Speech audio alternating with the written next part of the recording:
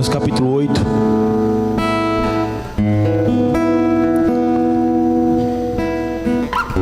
Verso 1.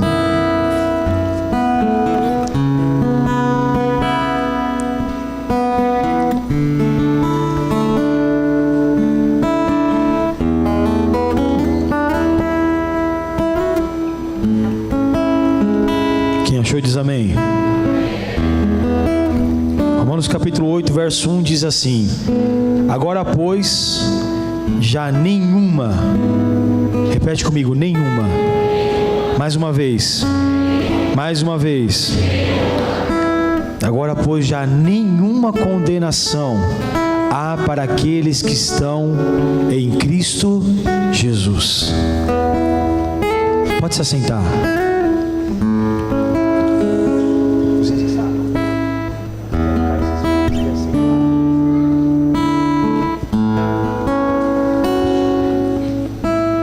Sabe, irmãos, a Bíblia diz claramente, esse versículo não tem interpretação. Quando você busca entendimento do versículo, do contexto, do texto, do original e o significado das palavras, a gente tem aprendido a fazer isso. Esse versículo diz exatamente o que ele está querendo dizer. Ele não tem uma segunda interpretação, ele não tem algo atrás, uma linguagem, uma tradução diferenciada. Esse versículo diz exatamente o que ele está dizendo aqui: que aqueles que estão em Cristo não têm qual condenação? Nenhuma. Repete comigo: nenhuma. Mais uma vez. Nenhuma. Então, vamos começar do princípio com uma pergunta muito clássica para todos nós. Quem aqui está em Cristo Jesus? Levanta a sua mão e fica com ela levantada. Deixa eu passar um checklist. Então, quando você pode abaixar, alguns falam assim: irmão, levanta duas mãos aí para mim, que eu estou meio aqui cansado. Já fui para estádio de futebol, irmãos. Passei 45 minutos em pé, fazendo assim com a mão. No intervalo, você pensa que sentava, você ficava movimentando. Depois mais 45 com a mão. E achava bom. Mas, amém. E aí o contexto então diz que, o texto diz que para nós que estamos em Cristo, amém? Não existe mais nenhuma condenação.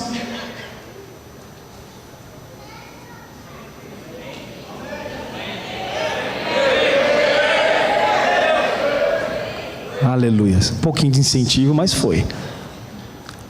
Então, mas pastor, então por que alguns de nós, e infelizmente uma parte considerável, não consegue desfrutar de tudo aquilo que Deus tem? Porque nós, em diversas áreas, em diversas situações da nossa vida, vivemos embaixo de condenação. Pastor, não é isso não, mas é verdade. Quer ver alguns pontos muito profundos que a gente pode compartilhar? Abre comigo a sua Bíblia em Gênesis capítulo 3. Existem atitudes que demonstram que as pessoas, que nós estamos debaixo de condenação. Marcelo, dá uma olhada para mim, que se toda essa galera que está em pé aí está trabalhando, por favor.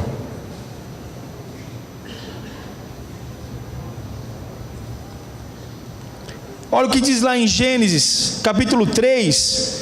Eu vou ser mais objetivo aqui, você pode guardar o contexto, mas Gênesis do capítulo 3 fala exatamente lá então, depois do pecado, depois que Adão e Eva foram até a árvore que Deus tinha dito para eles não comerem, e eles comeram do fruto, e algumas coisas começaram a acontecer naquele ambiente, naquele momento.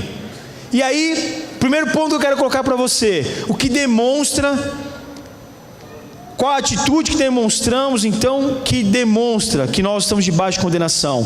Primeira coisa, o foco da sua vida são os seus pecados. O foco da sua vida não é Deus, não é a grandeza de Deus, não é o amor de Deus, não é as maravilhas de Deus, não são os milagres de Deus. mas é o pecado. Veja que no texto aí que você vai poder anotar e ler com mais calma, a palavra diz que Adão e Eva, quando eles comeram do fruto, a primeira coisa que eles sentiram foi medo e vergonha. Medo e vergonha do quê? Porque eles estavam nus. Mas olha para mim, a Bíblia diz que desde o começo, Adão e Eva não tinham vestes, eles viviam dessa forma, era natural diante de Deus, a criação ali não tinha mal nenhum, e eles estavam nus o tempo inteiro.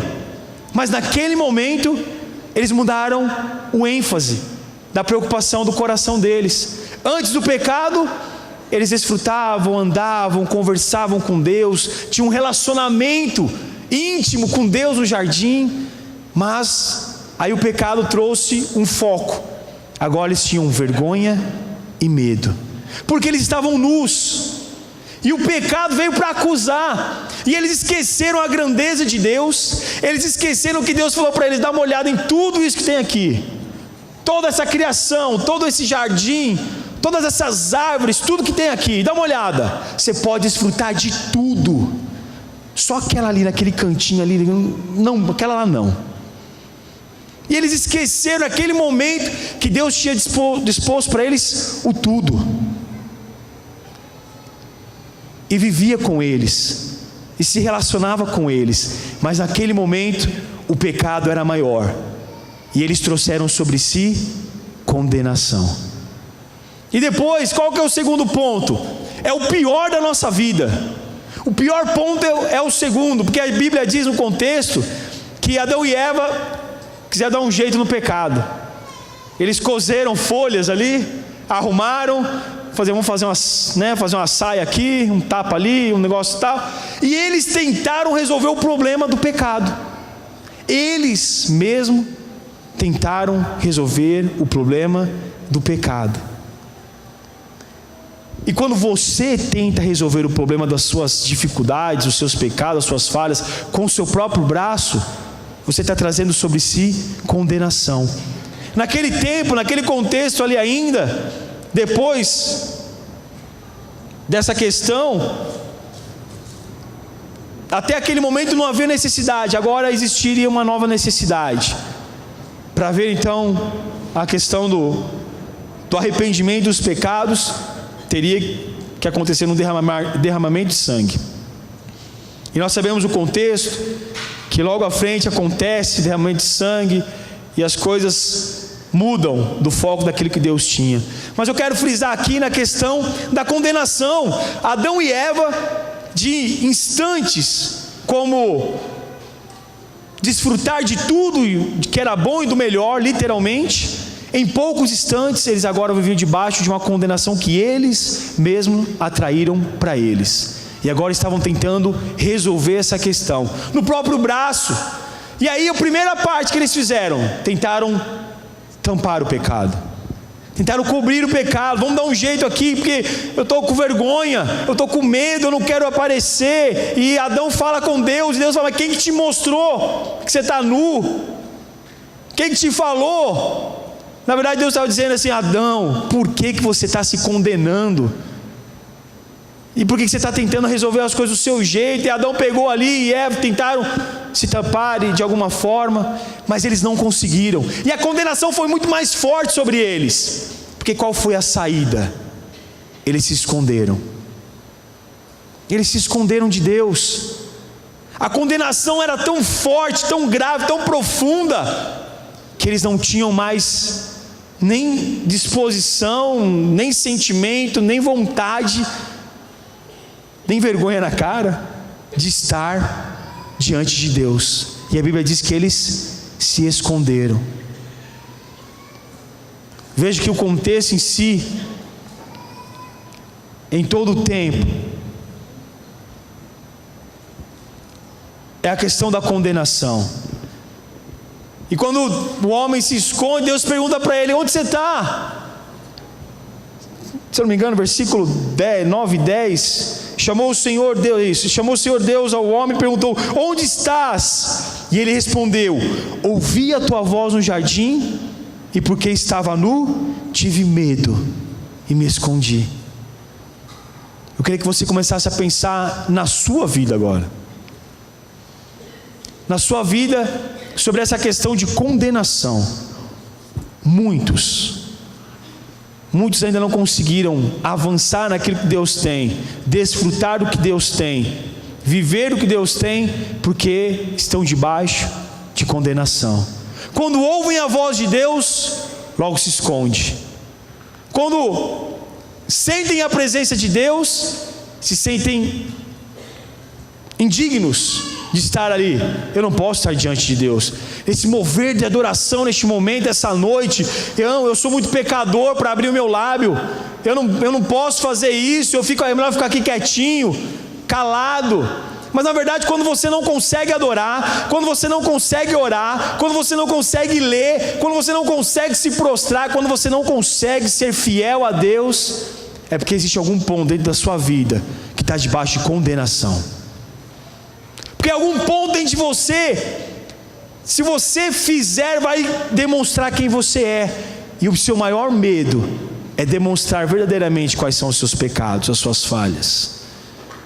Pastor, mas não é óbvio, é lógico, ninguém quer ficar, eu sou pecador, olha para mim, eu errei, eu falhei. Não é essa a questão, mas a questão é de entender que muito além do nosso pecado. A Bíblia diz, acabamos de ler o contexto de Romanos, que não foram algumas partes, mas nenhuma condenação mais está sobre nós, desde que estejamos em Cristo. Não há mais condenação.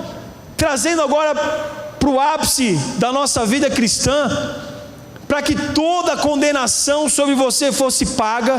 E quando Jesus morreu na cruz do Calvário, Ele não morreu por alguns pecados. Jesus fez uma seleção de pecados mais fortes, mais intensos, mais profundos. Para esse aqui eu vou pagar o preço. Não, fora desse vai ter que ter uma penitência, vai ter que ter. Não foi. A Bíblia é clara, e Jesus morreu por todos. Repete comigo, todos. Mais uma vez. Mais uma vez. Até alguém que está do seu lado que está dormindo acordar. Isso. Todos. A Bíblia diz que Jesus morreu por todos nós e por todos os nossos pecados. Ele não morreu apenas para aqueles que reconhecem que Ele o ama. Ele não morreu apenas para aqueles que Ele saberia que não faziam coisas tão ruins. Ele não morreu por aqueles que estão dentro de um prédio essa noite, o adorando, declarando, lendo a palavra. Ele morreu por todos, sem exceção, para pagar todo o pecado. Até mesmo aquele mais absurdo que eu e você possamos pensar, imaginar, nos indignar. Até por esses pecados Jesus morreu na cruz do Calvário. Até por esses mais vazios de Cristo, vamos dizer assim, Ele também morreu na cruz do Calvário. E quando Ele morreu, aí a Bíblia veio se completar em Romanos 8:1. Eu morri, eu já paguei o preço, então não há mais condenação. Aí você, oba, pecou geral? Não. A questão não é você se encostar em Jesus e falar, eu estou com Cristo, se eu pecar Ele entende, Ele é meu Pai, Ele me ama, a graça é para todos, eu desfruto da graça, então não tem problema eu pisar de vez em quando na bola. E isso é uma mente muito pequena. É quando se usa a palavra medíocre, parece que é ofensivo, né? Mas então tem que tomar cuidado para usar a palavra, mas só quer dizer que ela é muito limitada para baixo ainda. Mas a questão é quando você passar na sua mente que, não, mas Deus me ama, não tem problema, Pedrinho, tem algum relacionamento antes de casar, jovem, Deus me ama, não tem problema eu fazer alguma coisa depois de casado, enganar a esposa, enganar o marido, fazer ali, não ser bom nisso, no trabalho, não tem problema, Deus me ama. Ele vai, né? Não vou perder, Deus me ama, Ele me escolheu. Mas aí, coloca-se agora, me perdoa, Senhor, mas coloca-se no papel de Deus agora, você como pai. É isso que você espera de um filho? Vou enganar o Rony, é meu pai, tem problema não, vou pegar um dinheiro na carteira dele. Pensou o Davi crescer com essa mente? Vou pegar, meu pai, ele me ama, ele vai dar uma bronquinha, mas passa. Não é isso, mesmo que nós vamos dar bronca, nós vamos continuar amando, vamos ensinar o que é certo, mas você não quer nem que passe na cabeça do seu filho um pensamento desse. Você concorda ou não? É dessa forma que você quer ver um filho, uma filha, ou se você não tem essa experiência de ter filho ainda, mas com certeza tem alguém muito próximo de você que você ama de uma forma intensa e você consegue expressar isso. Você quer ver o seu pai, a sua mãe errando e falar, não, Deus ama eles, deixa eles errar. Quer ver seu pai e sua mãe perdendo as essências que Deus tem? Fala, deixa ele, Deus ama ele, não tem problema não. Não é isso que Deus quer. Deus te ama e Ele quer que você desfrute desse amor, desde que você pare de colocar sobre você condenação. Quando você ressaltar a condenação sobre você, não pastor, eu não vou ceiar hoje, porque eu não estou bem, eu não sou digno. Não somos mesmo, irmão. Um dia que você se achar digno, você me conta que nós vamos fazer o seu velório. Você está morrendo. Nós não somos dignos, isso é fato. Quem está pronto? Quem estiver pronto, fala, irmão, amanhã, que hora que vai ser o seu sepultamento? Que você vai morrer, que está pronto quando vai morrer. Você avisa, que eu preciso ver com o André aqui, a questão do horário do prédio, a gente não pode deixar, sempre tem alguém aqui, mas vou lá. Mas a questão é o seguinte, nenhum de nós somos dignos, nenhum de nós estamos prontos. Agora, todos nós precisamos reconhecer que Cristo morreu por nós, e quando Ele morreu, Ele levou sobre si todas as dores, as enfermidades, Ele pagou o preço do pecado. E quando você traz condenação sobre si, você está falando, Jesus, não adiantou de nada o que você fez. Legal, que emocionante, até choro em pensar. Quando eu leio, eu falo, meu Deus. Quando eu assisto aquele filme, então, não foi para isso que Deus morreu, não foi para você ter algum sentimento. Deus morreu para você reconhecer que Ele é Deus e que Ele te ama de uma forma extraordinária e que Ele levou sobre si todas as dores. E não há mais condenação. Para quem? Para aqueles que estão nele. Se você se posicionar, estar nele, você precisa parar de trazer condenação sobre si. Pastor, eu estou nessa porque a minha vida foi assim. Eu fiz muita coisa, eu errei muito. Cada vez que você declara, cada vez que você ressalta, cada vez que você fala que não, eu não preciso ir todo domingo para a igreja. Eu queria compartilhar com você a intensa preocupação que eu tenho de tantas cadeiras vazias no culto de domingo. E eu não estou pedindo para os líderes, aquele dia eu fiz com os discipuladores, mas foi mais um quebra-gelo. Mas somos nós a igreja. E com certeza está sentindo falta de alguém. Pastor, é que hoje é dia dos pais. É verdade, irmão, hoje é dia dos pais. E tem dois homens que eu tenho referência de pai aqui, que é o meu pai e o meu sogro. E os dois estão aqui. E ó, que eu nem almocei com nenhum deles hoje. E eles podem até ficar meio piquinho comigo, mas eles já perdoam, liberou, também não fica, está tudo certo. De manhã eu estava na imersão, então, mas a Tá foi lá, fez e está tudo resolvido. E não é o presente que eu vou dar para eles, se eu der, que vai fazer, ele me lembrou de mim. Deixa eu um negócio para você. Pai não está nem aí para presente. É bom, mas pai não está aí. Pai só quer ver aquele olhar do filho. Ontem faltava 3 para meia-noite, e as meninas erraram no relógio e pularam em cima de mim. E aí fala, mas não foi aí, não tem problema, fica aqui 3 minutos até dar o tempo. Pai não quer, os presentes passam, irmãos.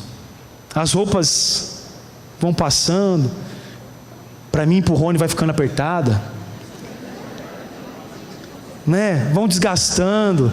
O que quer de comer, em poucos minutos se vai. O que importa é o olhar do filho. O que importa é aquele olhar de falar assim, tem uma referência, tem alguém que cuidou de mim até agora. E não importa se é barbudo igual eu, já barba branca. Eu não tenho problema não, irmão. Eu beijo meu pai, eu carrego meu pai, e eu posso dar bronca no meu pai, que agora eu posso, né? Estou num outro nível. Mas é isso que a gente quer, um relacionamento. Não está preocupado em presente. E Deus não está preocupado com que você agrade Ele. Você acha que Deus está esperando? Se o Samuel não me agradar essa semana, eu não vou amar mais ele. Se lascou, você vai para o inferno. Opa, estou brincando. Deus te ama do jeitinho que você é. Ele não está esperando, porque Ele sabe que uma hora ou outra eu e você vamos falhar, vai pisar na bola, vai trazer condenação, vai achar que é mais, não, pastor, é muito longe, não, pastor, é muito difícil, pastor, é muito cansativo, de novo. Mas segunda teve reunião, segunda teve reunião com os professores, vou falar dessa semana, terça teve seminário e aula, quarta teve discipulado, quinta tem célula, e sexta, graças a Deus, o senhor não marcou nada, mas fim de semana teve, é tudo condenação, porque você se acha mais fraco que todo mundo, você acha, não, pastor, eu preciso de um tempo. Para quem? Se você falar que é para mim, assim, pastor, eu preciso de um tempo para mim, eu vou dizer algo só para você que está aqui, você está equivocado, irmão. Você precisa de um tempo para Deus, e quando você tiver tempo com Deus, quem ganha é você. É o melhor investimento da sua vida que você pode fazer. Não tem para você, não tem para mim, não tem para mim, eu o sofá, eu e minha cama, eu e nada, eu e o silêncio, eu e a minha esposa. É claro, eu sempre vou, irmão, o que eu mais prego é família, eu sou apaixonado por família, e tenho que cuidar assim da família, estar com a família, mas você precisa de tempo não para você precisa de tempo com Deus, que quanto mais tempo com Deus você tiver, mais você vai ter benefício, mais você vai ter força, mais você vai ter alegria, mais você vai ter revelação, mais você vai receber cura, mais você vai ter intensidade de desfrutar das coisas de Deus. Então você não precisa de tempo para você precisa de tempo para Deus, pode ter certeza. Onde eu quero chegar? Eu quero chegar com esses pontos. E o pior de todas as acusações são aquelas que as pessoas colocam sobre a sua vida. Porque às vezes você fala, não, eu não trago tanta condenação, eu sei que eu falho, eu não estou trazendo isso para mim. Mas quando alguém fala, discipulador, você não foi na cela esse mês, né? Você devia ir, então vai lá, né? Se você não foi, sua casa está para cair. Fecha parênteses. Mas você fica, discipulador, você não foi, né? Aí vem aquela condenação, eu não fui. Na verdade eu não devo ser discipulador, Deus errou. Não, quem sou eu? Líder de célula, você chegou atrasado na célula, a célula está todo mundo te esperando. Você fala, é verdade, eu não sou o líder de célula, estou errado, Deus errou, não é possível que eu. E outras circunstâncias, eu falo disso que para nós é o mais natural no dia a dia. Mas você dá mais ouvido para a condenação do que os outros dão, que o inferno está cheio, quer te derrubar. O que o diabo quer tirar de você do foco, fala assim, olha para você, quem é você? Olha para você, o que você tem para dar, o que você tem para oferecer? Já passou o seu tempo, fica na sua, você é novo demais, você não tem experiência nenhuma, você não sabe o que você está dizendo. Tudo acusação, tudo condenação. E se você não estiver estabelecido em Cristo, o que você faz? Você acredita nas mentiras do inferno. Fala, é verdade. Não, quem sou eu para cuidar de tanta gente? Quem sou eu para fazer isso? Não sou digno, é verdade. Eu tenho que sofrer um pouco mesmo. Aquele monte de condenação, e você invalidando a morte de Cristo na cruz. Não, é verdade. Eu queria cantar, mas uma vez falaram para mim que eu devia pensar direito. É verdade, eu não devo cantar, não. Pare de trazer condenação. Pare de trazer condenação sobre a sua vida, principalmente aquele que as pessoas apontam para você. Não, esse seu jeito aí não dá certo, não. Por isso que lá na empresa não dá certo, na sua casa não dá certo, porque esse seu jeito não traz condenação. Muda. Se você vê que você pode mudar e vai melhorar, muda. Deus espera melhoras de cada um de nós, mas não permita condenação sobre você, porque se você permitir essas condenações, você não vai poder ler esse versículo e falar, esse versículo é para mim. Romanos 8:1 é a minha vida em Cristo. Agora pois, e não é daqui a pouco, não foi ontem, não é quando, não tem uma condição, é agora. Agora pois, agora, nesse momento, já nenhuma condenação há para aqueles que estão em Cristo Jesus. É pontual, é neste momento, é agora, para você desfrutar já. Essa é a essência. E quando você então olhar para você, Não enxergue o seu pecado, enxergue o tamanho do Deus que está sobre a sua vida. Não queira resolver os seus próprios pecados, permita que Deus resolva os seus pecados. Não se esconda, não se afasta, não fuja da presença de Deus. Se encha, se preencha daquilo que é de Deus. Abre comigo aí para nós orarmos. Hebreus capítulo 12. Vem me ajudar, Ti? Por favor.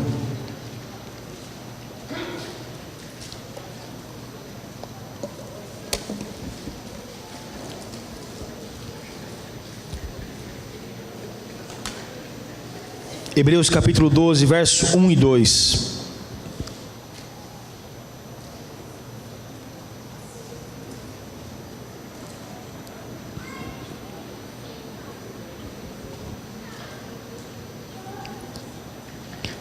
Diz a palavra: portanto também nós, visto que temos a rodear-nos tão grande nuvem de testemunhas, desembaraçando-nos de todo o peso e do pecado que tenazmente nos assedia, corramos com perseverança a carreira que nos está proposta. Verso 2: olhando firmemente para quem, irmãos? Para o autor e consumador da fé, Jesus, o qual em troca da alegria que lhe estava proposta, suportou a cruz, não fazendo caso da ignomínia, que está assentado à destra do trono de Deus. Você precisa entender então que os nossos olhos não é no natural, não é no dia a dia, é no autor e consumador da nossa fé. Era aquele que nos justificou. Pastor, mas os meus erros, as minhas falhas até agora, a Bíblia diz que o Senhor se esquece, não lembra mais dos nossos pecados. Quando há arrependimento, quando há um posicionamento, Deus esquece dos pecados.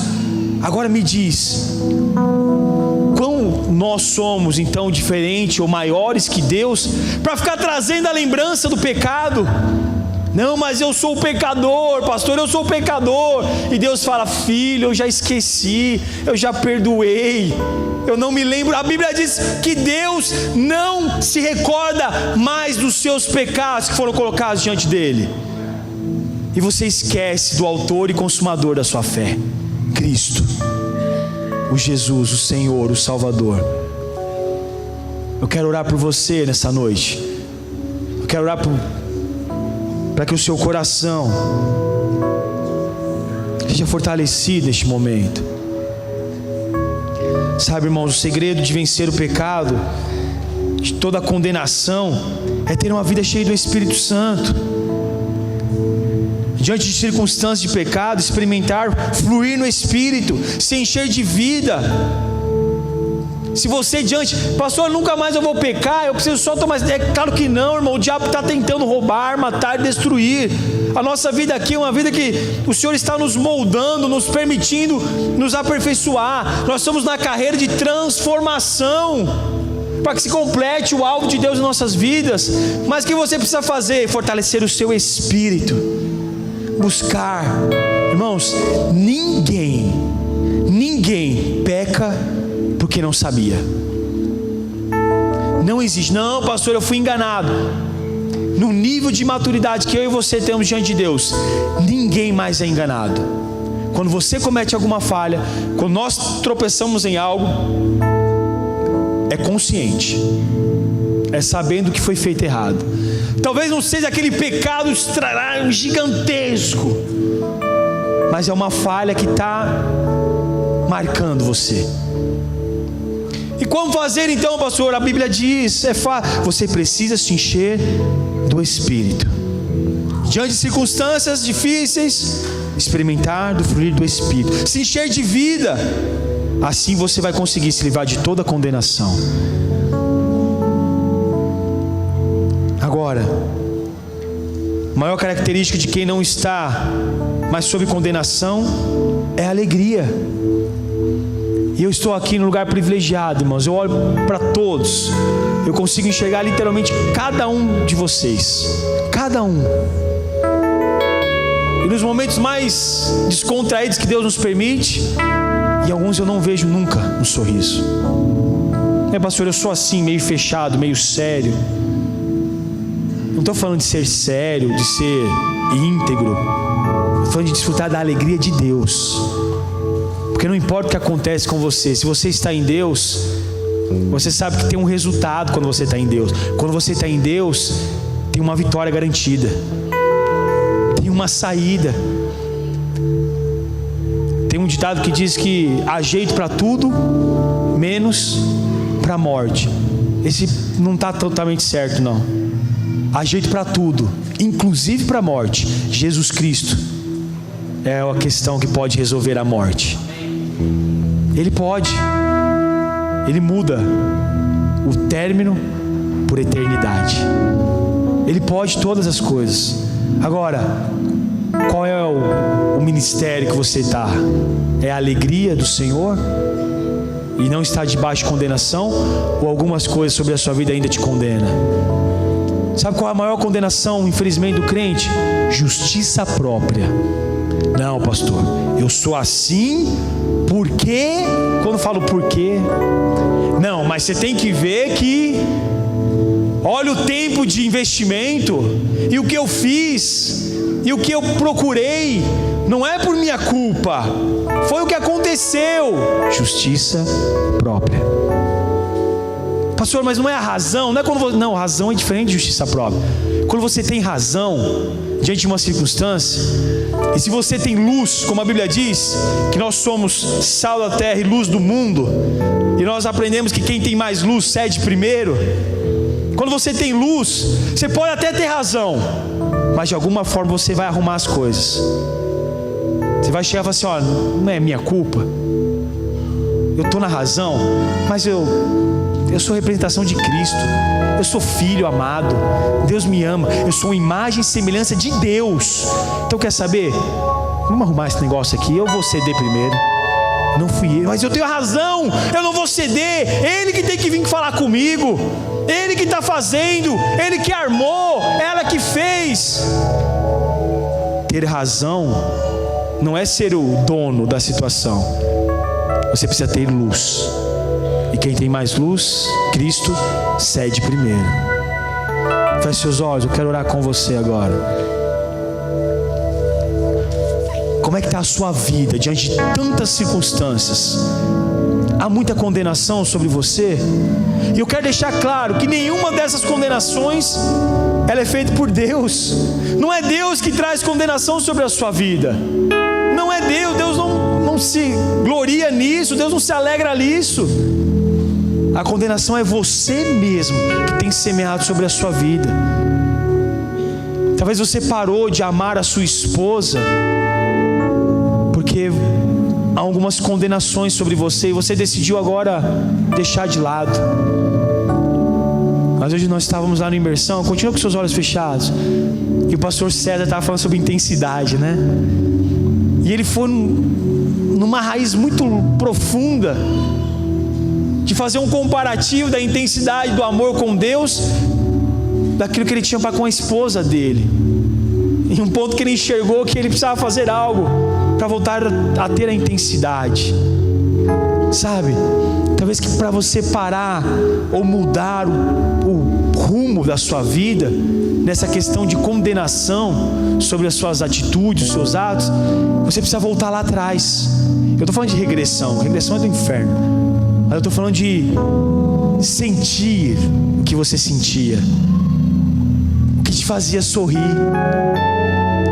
E eu tenho algo para pregar logo mais, não sei se vai ser nos próximos domingos, mas Deus nos ensina, ainda estou aprendendo muito, viu, irmãos? Ore para que eu continue aprendendo. Quando se fala que precisamos voltar ao primeiro amor, é muito bom isso. Cantamos isso e tudo mais, e logo você pensa: eu quero voltar naqueles dias, naquela semana que eu aceitei Jesus, aquele sentimento, aquela coisa gostosa, aquelas palavras, aqueles cultos com poucas. Mas na verdade voltar ao primeiro amor é você entender que não é seu o primeiro amor. Quando você fala, eu quero voltar ao primeiro amor, você reconhece que o primeiro amor é o de Deus, porque Ele amou primeiro.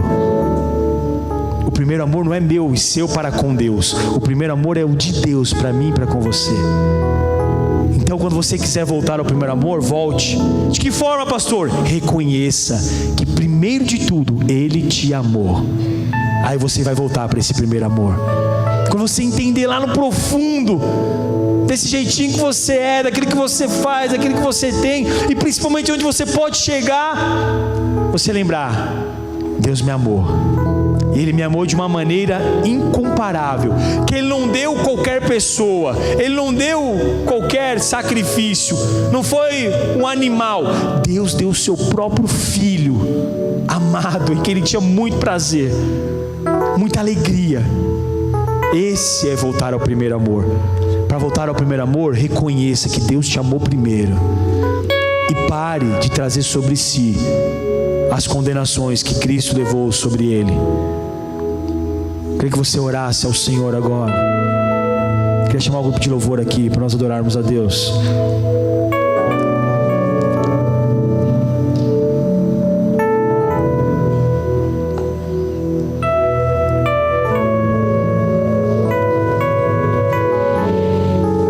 Queria que você ficasse em pé no seu lugar.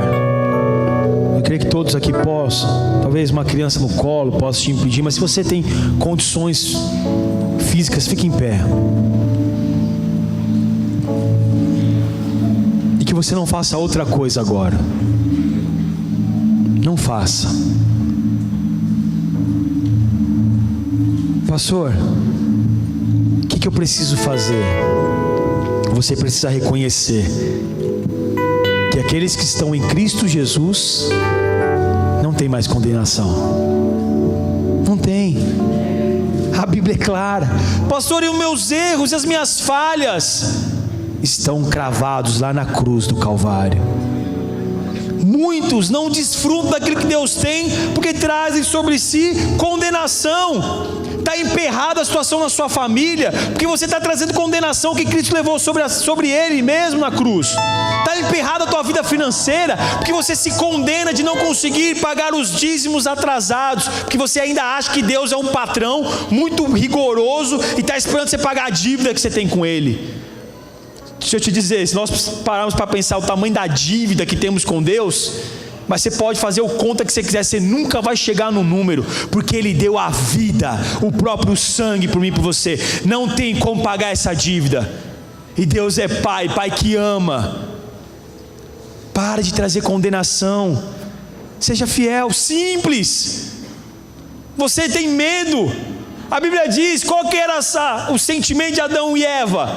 Vergonha e medo. Não, pastor, se eu for para a igreja toda semana, não vai dar certo. Eu preciso escolher que semana eu vou, que dia eu vou. Para a célula, então faz o seguinte: eu vou na célula ou vou no culto? Eu vou no culto ou vou na célula? E não coloca meu nome no discipulado, não conta comigo, porque não dá, é muita coisa. Aí por que você está trazendo condenação? Você acha que as coisas vão travar e você não vai conseguir responder? Você não dizima com medo que vai faltar. Quando você não dizima, você fala assim: Deus, eu não acredito que foi o Senhor que me deu, então o meu braço não está dando para conseguir, eu fiz as contas no natural e não vai dar para pagar, então eu não vou dizimar. Porque você traz condenação sobre você. Você não acredita que Deus é quem tem te dado, tem te sustentado, e você tem medo. É mentira que você tem dúvida, que você quer teologia, que você quer palavra. Isso é só uma saída. Eu sei que você é inteligente o suficiente para entender que vem de Deus, que é por Ele, para Ele, e é dessa forma que funciona. Aí não sai, não anda, o casamento não desenvolve, as conquistas não avançam. Por quê? Porque existe condenação. Não, meu pai foi assim, meu avô foi assim, eu estou vendo que eu vou ter que ser assim. Condenação de culpa. E você traz aquele pecado lá atrás e deixa ele evidente na sua vida. E aquele que você já tinha se arrependido, o pior ainda, Você já tinha se arrependido, já tinha pedido para o Senhor, me perdoe, Deus já perdoou e te ama e cuida de você. E aí o que você faz? Desenterra o defunto. Estava morto, sepultado, estava já esquecido. Deus, a Bíblia diz, não sou eu que estou querendo colocar uma teologia que não existe, a Bíblia diz que o Senhor esquece dos nossos pecados, Ele apaga, e você faz questão de lembrar Ele. Fala: Senhor, eu sou tão pecador, olha para mim, sou eu. Aí o ego, eu. E Deus fala: não, sou eu. E aí você não consegue. O pai conhece o choro do filho, né? Alguns choraram, mas quando chora o seu, você sabe quem que é. Mas a questão é o seguinte: olha para cá. Você precisa decidir algo essa noite. Não depende de Deus. Se dependesse do seu pastor aqui, eu faria de tudo para você tomar a melhor decisão da sua vida e desfrutar daquilo que Deus tem. Se eu pudesse, se fosse como as máquinas funcionam, né, Vitor? Fazia um arquivo, passava para você, você compilava e acabou. Mas Deus não te fez como uma máquina. Deus te fez para desfrute dele, para se relacionar com Ele. E você não consegue, porque você traz condenação sobre a sua vida. Feche seus olhos agora. Traga a você a lembrança daquilo que tem acontecido sobre condenação. Pastor, mas você falou que eu não posso lembrar de trazer pecado. Não estou falando de pecados, não, estou falando de condenação. Trazer um peso sobre você que a Bíblia diz que Jesus já levou sobre ele. E se você verdadeiramente reconhece que Jesus Cristo é Filho de Deus, que Ele morreu na cruz do Calvário, que se esvaziou de tudo que Ele era, e ao terceiro dia Ele ressuscitou, e está vivo, e deixou sobre nós o Espírito Santo, o Consolador, e diz para nós que quando descesse sobre nós o Espírito Santo, desceria sobre nós o poder. Se você reconhecer isso na sua vida, você não pode mais trazer condenação sobre si. Talvez seja essa a deixa então de eu te fazer um convite, porque eu não posso fazer um apelo. Toda vez que eu apelo, para mim é algo muito... Como Deus pode apelar? Como é que Deus pode apelar se Ele que é o autor? Deus não pode apelar. Mas eu, como pastor, eu posso te convidar. Você que ainda não está nos caminhos do Senhor, ainda falta para você, para sumir com essa condenação, é reconhecer que Jesus Cristo é o seu Senhor. Não precisa de outros caminhos, não precisam de etapas, não precisa de terceiros, é o caminho só, é o único, é direto, é Jesus Cristo, somente Ele. Se você nunca fez uma oração declarando que Jesus é o seu Senhor, enquanto a igreja está com os olhos fechados, ou só para os discipuladores obreiros estarem atentos, você levanta a mão no seu lugar, que você quer declarar isso com a sua oração. Agora, talvez o ponto da sua vida também seja que você já viveu tudo isso, e você estava parado no tempo. Você não deixou de ser filho, porque ninguém deixa de ser filho, mesmo quando aquele pai não conhece ou não tem Jesus ainda, não tem a maturidade. Ele pode até brigar com o filho, falar: não te conheço mais como filho, não quero mais você. Mesmo que passa um absurdo na mente de um pai assim, que ainda não é conhecedor, Deus jamais pensa isso de mim, de você. Deus apenas olha para você e fala: filho, fala que você reconhece que eu sou o seu pai, fala que você quer voltar, fala que você quer ser intenso, fala que eu sou o teu Deus, eu tiro toda a condenação da sua vida. Reconhece que eu sou o Senhor e Salvador, e eu posso em você fazer infinitamente mais. Talvez seja isso que o seu coração está ardendo hoje, e você precisa fazer. Então levanta a mão no seu lugar e fala: Senhor, eu Eu quero voltar a ser um filho amado. Eu quero sentir filho. E deixa eu abrir mais aqui ainda para você. Eu não estou falando aqui que você não tem Jesus, mas talvez a sua oração essa noite é: Senhor, eu preciso me sentir filho. Eu preciso me sentir filho. Que quando eu me sentir filho, aí não vai ter condenação, aí não vai ter peso, aí não vai ter sobrecarga, aí vai ter apenas um posicionamento meu em desfrutar. Se você quer uma oração para que nós possamos junto com você orar ao Senhor agora, esteja a sua mão no seu lugar. Se você quer sentir ser filho essa noite, não importa, pastor, eu já sou um líder de célula, o que vão pensar? Pensar que você está escolhendo o melhor para a sua vida. Simples. Agora, se você quer voltar a se sentir filho, filho amado, levanta a mão no seu lugar, feche os olhos, igreja. Nós não queremos evidenciar, não é para ninguém ficar em evidência. Não é o momento de eu ficar olhando quem será, quem vai levantar. Não é isso. A intensidade nossa é desfrutar do que Deus tem. Se você precisa nessa noite se sentir novamente filho, nós queremos orar com você.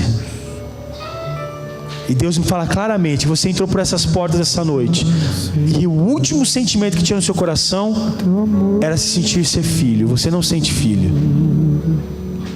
Você não conseguia entender isso. Você não sentia ser filho. Você é um servo, amigo, reconhece que Deus é filho de Deus.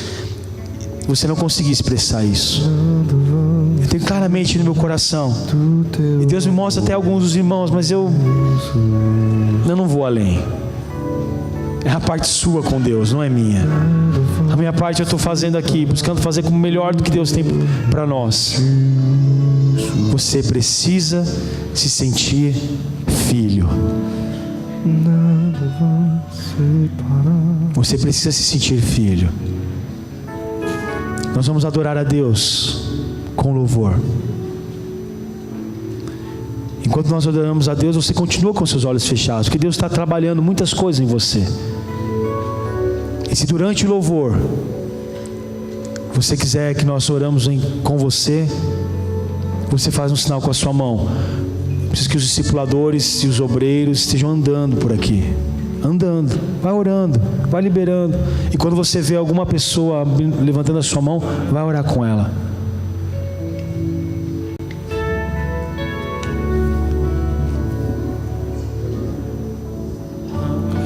Nada vai me separar do teu amor, Jesus.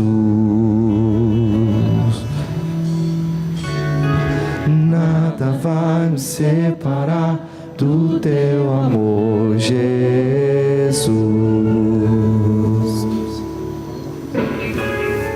Nada vai me separar do teu amor, Jesus.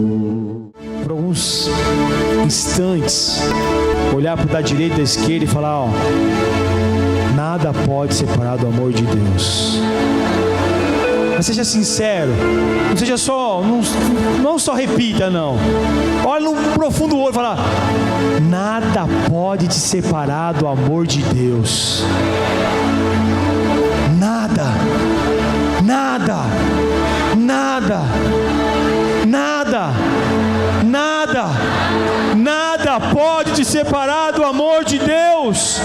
Nada pode separar do amor de Deus. Você precisa acreditar nessa verdade. Você precisa desfrutar disso que Deus tem para você.